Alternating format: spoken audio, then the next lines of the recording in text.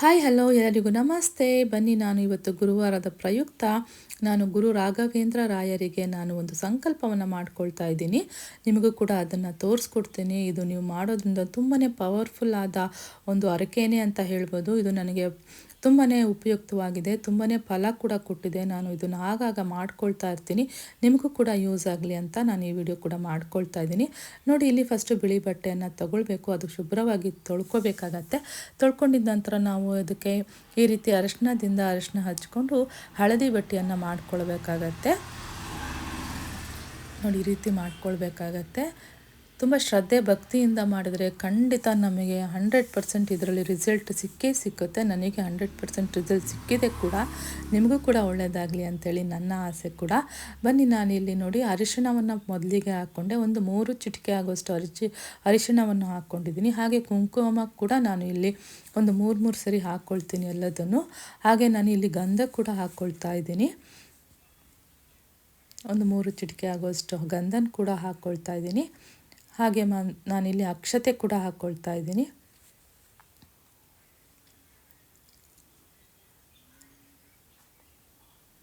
ಮತ್ತು ನಾನು ಇಲ್ಲಿ ತುಳಸಿ ಎಲೆಗಳನ್ನ 3 ಕಡ್ಡಿಯಾಗಿ ಇಟ್ಕೊಳ್ತೀನಿ. ನಾನು ಮುಂದಿನ ಭಾಗ ಬರುತ್ತಲ್ಲ, ಅದರಲ್ಲಿ ನಾನು 3 ಕಡ್ಡಿಯನ್ನು, ಮುಂಭಾಗದ ಕಡ್ಡಿಯನ್ನು ನಾನು ಇಲ್ಲಿ ತುಳಸಿ ಎಲೆಯನ್ನು ಇಟ್ಕೊಳ್ತಾ ಇದ್ದೀನಿ.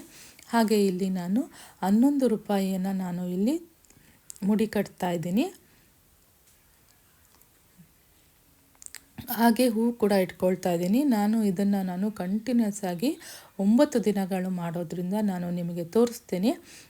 9 ದಿನ ಮಾಡಬೇಕು. 9 ದಿನ ಅಥವಾ 11 ದಿನ ಮಾಡಿದ್ರೆ ತುಂಬಾ ಒಳ್ಳೆಯದಾಗತ್ತೆ. ಹಾಗೆ ನಾನು ಇಲ್ಲಿ ಅಡಿಕೆ ಕೂಡ ಹಾಕ್ಕೊಂಡಿದ್ದೀನಿ. ನೋಡಿ, ಇಷ್ಟು ಹಾಕ್ಕೊಂಡಿದ್ದ ನಂತರ ಇದನ್ನು ನಾನು ಈಗ ದೇವ್ರ ಹತ್ರ ತೊಗೊಂಡೋಗಿ ದೇವರ ಹತ್ರ ಇಟ್ಟು ಪೂಜೆ ಮಾಡಬೇಕಾಗತ್ತೆ. ಈ ರೀತಿ ಸಂಕಲ್ಪಗಳನ್ನ ಮಾಡ್ಕೋಬೇಕಾಗತ್ತೆ. ಮಾಡ್ಕೊಳ್ಳಿ. ನಮ್ಮ ಗುರು ರಾಘವೇಂದ್ರ ರಾಯರು ನಮಗೆ ಖಂಡಿತ ಒಳ್ಳೇದು ಮಾಡ್ತಾರೆ. ಅವರ ನಂಬಿದರೆ ನಾವು ಯಾವತ್ತೂ ಸೋಲನ್ನು ಆಗೋದೇ ಇಲ್ಲ. ನಾವು ಜಯನೇ ಗಳಿಸ್ತಾ ಇರ್ತೀವಿ. ಹಾಗಾಗಿ ನೀವು ಕೂಡ ಮಾಡ್ಕೊಳ್ಳಿ, ಒಳ್ಳೆಯದಾಗತ್ತೆ ಅಂತ ನನ್ನ ಒಂದು ಆಶಯ ಕೂಡ. ಬನ್ನಿ, ಈಗ ನಾನು ದೇವ್ರ ಹತ್ರ ಈ ಮುಡುಪನ್ನು ಇಟ್ಟಿದ್ದೀನಿ. ದೇವರಿಗೆ ನಾನು ಏನು ಊದ್ಕಡ್ಡಿ ಅಥವಾ ಪೂಜೆ ಇದನ್ನೆಲ್ಲ ಮಾಡಿ ದೇವರಿಗೆ ಸಂಕಲ್ಪವನ್ನು ಕಟ್ಕೊಳ್ತೀನಿ. ನೀವು ಎಷ್ಟು ಶ್ರದ್ಧೆ ಭಕ್ತಿಯಿಂದ ದೇವರಿಗೆ ನೀವು ಹರಕೆಯನ್ನು ಸಲ್ಲಿಸ್ತೀವೋ ಅಷ್ಟು ನಮಗೆ ದೇವರು ಖಂಡಿತ ಶುಭ ಫಲಗಳನ್ನ ಕೊಡ್ತಾರೆ. ದೇವರಲ್ಲಿ ನಂಬಿಕೆ ಇರಬೇಕು. ನಾನು ಗುರು ರಾಘವೇಂದ್ರನ ತುಂಬ ನಂಬ್ತೀನಿ. ಅವರು ನಮಗೆ ಯಾವತ್ತೂ ಕೈ ಬಿಟ್ಟಿಲ್ಲ. ನಮ್ಮ ಕಷ್ಟಗಳಿಗೆ, ನಮ್ಮ ನೋವುಗಳಿಗೆ ಸ್ಪಂದಿಸಿದ್ದಾರೆ, ಸ್ಪಂದಿಸ್ತಾನೆ ಇರ್ತಾರೆ. ಹಾಗಾಗಿ ನಾವು ಅವ್ರನ್ನ ನಂಬ್ತಾನೆ ಇರಬೇಕು. ನಂಬಿಕೆನೇ ನಮ್ಮ ಜೀವನ ಅಲ್ವಾ. ನಂಬಿಕೆ ಇಲ್ಲದಿದ್ದರೆ ಏನು ನಡೆಯುತ್ತೆ ಹೇಳಿ ಜೀವನದಲ್ಲಿ.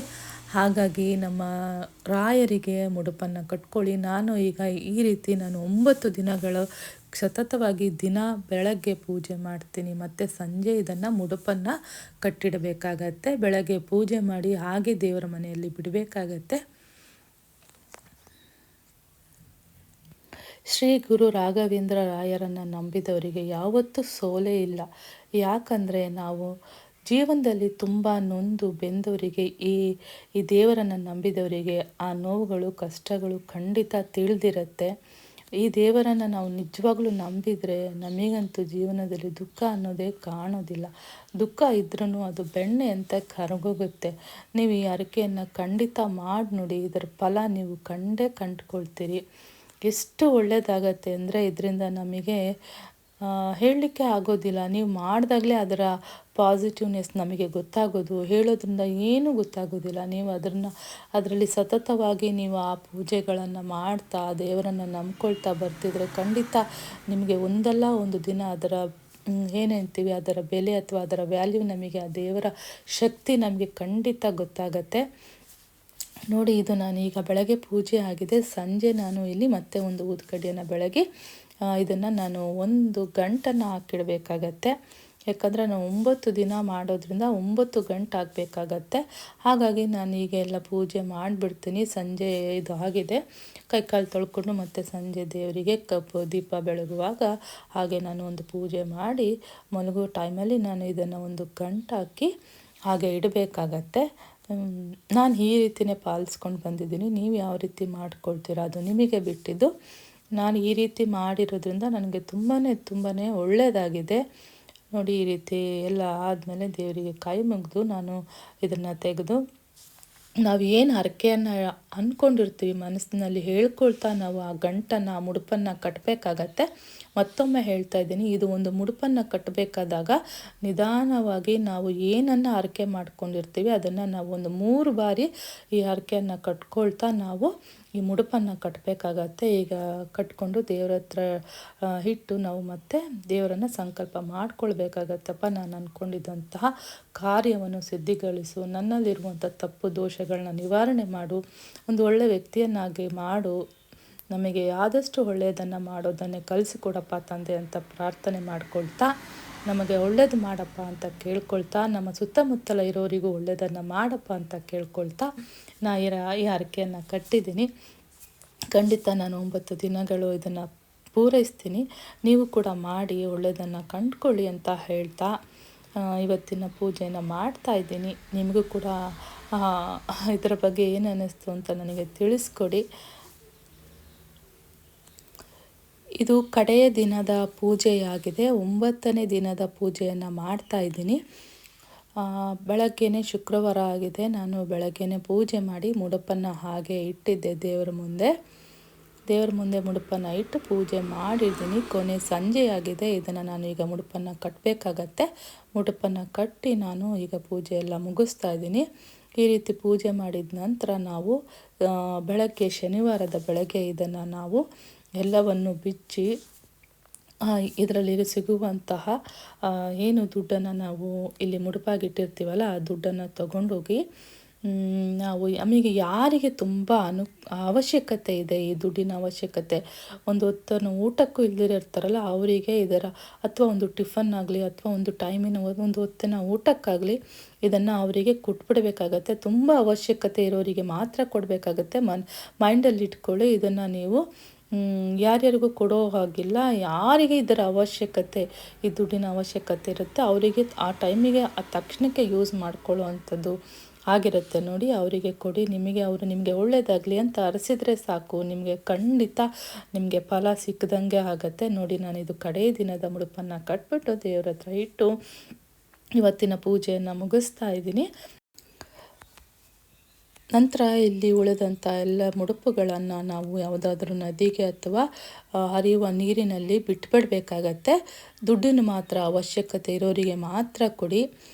ಅವರು ನಿಮಗೆ ಒಳ್ಳೆಯದಾಗಲಿ ಅಂತ ಅರಿಸ್ಬಿಟ್ರೆ ಸಾಕು, ನಿಮ್ಮ ಆರೈಕೆ ಫಲಿಸ್ದಂಗೆ ಅದು. ಖಂಡಿತ ಹೇಳ್ತಾ ಇದ್ದೀನಿ, ಈ ರೀತಿಯನ್ನು ನೀವು ಖಂಡಿತ ಒಮ್ಮೆ ಟ್ರೈ ಮಾಡಿ, ನಿಮಗೆ ಅನುಭವ ಆಗತ್ತೆ. ಯಾರು ಮಿಸ್ ಮಾಡಬೇಡಿ ಹೇಳ್ತೀನಿ. ಇದರಿಂದ ನಿಮಗೆ ಒಳ್ಳೆಯ ಫಲಗಳೇ ಸಿಗುತ್ತೆ, ಒಳ್ಳೆಯದೇ ಆಗತ್ತೆ. ಇದನ್ನು ಮಾಡ್ಕೋತಾ ಬರೀ. ದೇವರಲ್ಲಿ ನಂಬಿಕೆ ಇಡಿ, ಶ್ರದ್ಧೆ ಇಡಿ, ಭಕ್ತಿ ಇಡಿ. ನಾಮಕಾವಸ್ಥೆ ಪೂಜೆಗಳು ಬೇಡ, ಶ್ರದ್ಧೆ ಭಕ್ತಿ ಇದ್ದರೆ ಸಾಕು. ನಮ್ಮ ರಾಯರನ್ನು ನಂಬಿ ಭಕ್ತಿಯಿಂದ ಪೂಜೆ ಮಾಡಿ. ಖಂಡಿತ ನೀವು ಅಂದ್ಕೊಂಡಿದ್ದೆಲ್ಲ ಸಿದ್ಧಿ ಪ್ರಾಪ್ತಿ ಖಂಡಿತ ಆಗುತ್ತೆ. ಯಾರೆಲ್ಲ ನಮ್ಮ ರಾಯರ ಸನ್ನಿಧಿಗೆ ಹೋಗಿಲ್ವೋ ಫಸ್ಟು ಒಮ್ಮೆ ಆದರೂ ಒಂದು ಸರಿ ಆದರೂ ಭೇಟಿ ಮಾಡಿ ಬನ್ನಿ. ನಿಮಗೆ ಆಗ ಗೊತ್ತಾಗತ್ತೆ ನಮ್ಮ ರಾಯರ ಶಕ್ತಿ ಎಂಥದ್ದು ಅಂತ ಹೇಳಿ. ಇದು ಸುಳ್ಳಲ್ಲ, ನಿಜ ಹೇಳ್ತಾ ಇದ್ದೀನಿ. ನನಗೂ ಇದು ಹೊಸ ಅನುಭವಗಳು ತುಂಬಾ ಆಗಿದೆ. ನಂಬಿಕೆಯಿಂದ ನಾನು ಮಾಡಿದಂಥ ಕೆಲಸಗಳು ನಮಗೆ ಸಿದ್ಧಿಯಾಗಿದೆ, ಪ್ರಾಪ್ತಿ ಕೂಡ ಆಗಿದೆ. ನಿಮಗೂ ಕೂಡ ಆಗಲಿ ಅಂತ ನಾನು ಆ ದೇವರಲ್ಲಿ ಬೇಡ್ಕೊಳ್ತೀನಿ. ಯಾರೆಲ್ಲ ನಮ್ಮ ರಾಯರನ್ನು ಭೇಟಿಯಾಗಿಲ್ವೋ ಒಮ್ಮೆ ಆದರೂ ಭೇಟಿ ಮಾಡ್ಕೊಂಡು ಬನ್ನಿ. ನಿಮ್ಮೆಲ್ಲ ಕಷ್ಟಗಳಿಗೆ ಪರಿಹಾರ ಆ ದೇವರು ಖಂಡಿತ ಕೊಡ್ತಾರೆ. ಮತ್ತು ನಾನು ಕೂಡ ರಾಯರ ಸನ್ನಿಧಿಗೆ ಹೋಗಿರಲಿಲ್ಲ. ದೇವರು ನಮ್ಮ ಮನೆಯವರಿಗೆ ಕನಸಲ್ಲಿ ಬಂದು ದೇವರ ಮುಖಾಂತರ ಕಾಣಿಸ್ತಾ ಇದ್ರಂತೆ. ಒಂದಲ್ಲ ಎರಡಲ್ಲ 3 ಸರಿ ಬಂದರು. ಹೌದಾ, ಏನಿದು ಯಾರಿಗೂ ಬರ್ದಿರೋರು ನಮ್ಮ ಮನೆಯವ್ರಿಗೆ ಕನಸಿಗೆ ಬರ್ತಾ ಇದ್ದಾರಲ್ಲ ಅಂಥೇಳಿ ಸರಿ ನಮ್ಮ ಮನೆಯವರು ಎಲ್ಲ ನಾವು ಒಂದಿನ ನನ್ನ ಮಗಳ ಹುಟ್ಟಿದ ದಿನವೇ ಹೋಗಿ ನಾವು ಅಲ್ಲಿ ದರ್ಶನ ಮಾಡ್ಕೊಂಡು ಬಂದ್ವಿ. ಅಲ್ಲಿ ಹೋಗಿ ಬಂದಮೇಲೆ ನನಗೆ ಗೊತ್ತಾಗಿದ್ದು, ನನಗೆ ಅಲ್ಲಾದಂಥ ಅನುಭವಗಳನ್ನ ನಿಜ ನಾನು ಹೇಳಲಿಕ್ಕೆ ಬರೋದಿಲ್ಲ. ನಾನು ಏನೇನು ಅಂದ್ಕೊಂಡಿದ್ನೋ, ನಾನೇನೆಲ್ಲ ಮಾಡಬೇಕು ಅಂದಿದ್ನೋ ಅದರಲ್ಲೆಲ್ಲ ಸಕ್ಸಸ್ಗಳನ್ನೇ ಕಂಡ್ಕೊಳ್ತಾ ಬಂದೆ. ನಿಮಗೂ ಕೂಡ ಒಳ್ಳೆಯದಾಗಲಿ ಅಂತ ನನ್ನ ಒಂದು ಆಶಯ ಕೂಡ. ದೇವರನ್ನ ನಂಬಿಕೆ ನಂಬಿ ನಂಬಿ ನಂಬಿ ಇಷ್ಟನ್ನು ಹೇಳ್ತಾ ಇವತ್ತಿನ ಈ ವಿಡಿಯೋನ ಇಲ್ಲಿಗೆ ಮುಕ್ತಾಯ ಮಾಡ್ತಿದ್ದೇನೆ. ಎಲ್ಲರಿಗೂ ಧನ್ಯವಾದಗಳು.